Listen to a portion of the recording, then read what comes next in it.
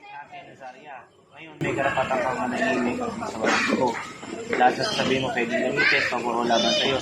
Wala nang nagawa ang 19 anyos na lalaking ito ng silbihan ng arrest warrant para sa pangmomolestya sa isang menor de edad. Ayon sa pulisya, May 2024 naganap ang insidente. Pangmomolestya umano ng nooy 17 anyos na binatilyo sa 15 anyos na dalagita.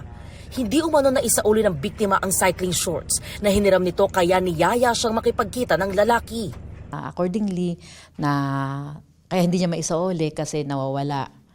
And from there ay sabi ng lalaki, sige pumunta ka dito. Napumunta naman siya. Nagkita raw ang dalawa sa loob ng isang sementeryo sa barangay Santa Elena at doon na nangyari ang pangahalay. Naulit pa ito sa isa namang sementeryo sa barangay Tanyong. Hindi ko po siya pinapunta doon. Siya po yung nagpapunta po sa akin. Girlfriend ko po siya nung panahon na yun. Wala pong nangyaring ganon na molestya po. Nahaharap sa kasong 2 counts of acts of lasciviousness ang lalaki. Nanlumo naman ang isang ama sa Zaraga, Iloilo sa sinapit ng kanyang 15 anyos na anak sa kamay ng kanilang barangay captain. Sa salaysay ng biktima, 2 beses siyang hinalay ng 30 anyos na sospek. Sa kay lolo na siya nanugid.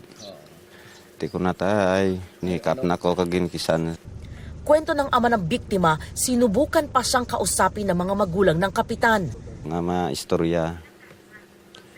Di ko ano pa istoryahan taman.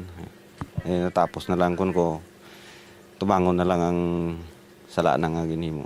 Sinusubukan ng GMA Integrated News na kuna ng pahayag ang kapitan. Pinamedical po natin yung bata. We will push through sa regular filing po. EJ Gomez, nagbabalita para sa GMA Integrated News.